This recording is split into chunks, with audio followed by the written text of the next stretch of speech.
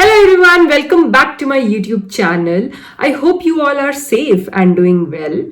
Now, in past couple of days, there has been some incoming requests from some of you asking about what kind of project should you be putting on your design portfolio. Now, I understand if you are a beginner in design, you can have such confusion because you need to stand out from the crowd and make your way from the recruiters and into the design interviews. So I thought, why not? Let's make a video on this. So, what are we waiting for? Let's get started.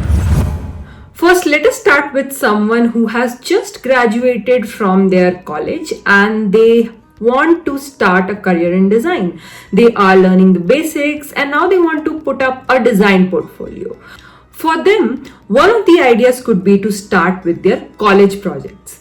Now, if there are some projects which have a background in design and you have worked extensively on that, then it is a good idea to put them on your design portfolio. If you look at this project, this was back from National University of Singapore, one of the modules which I took in digital innovation and design. I have talked about my entire design process right from the research till the outcomes, what I did in this particular project. Now, this is something which can be extremely beneficial for some recruiters to show your thoroughness, to show your dedication in design. Now, the second kind of projects which I would like to recommend for you to put on your design portfolios is when you have participated in hackathons, designathons, or even design challenges.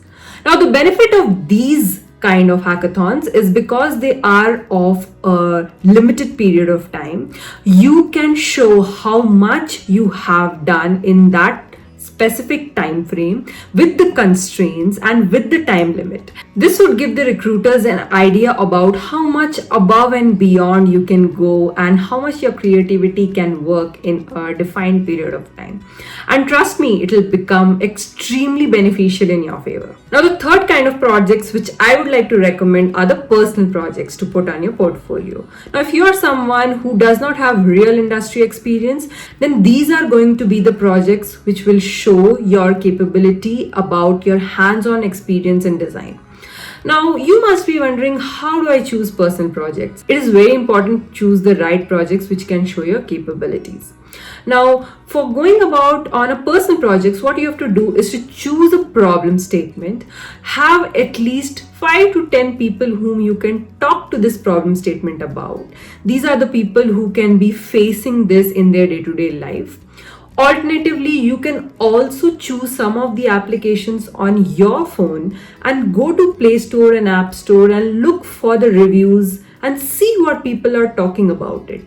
In that way, you will find what problems are existing in that particular application.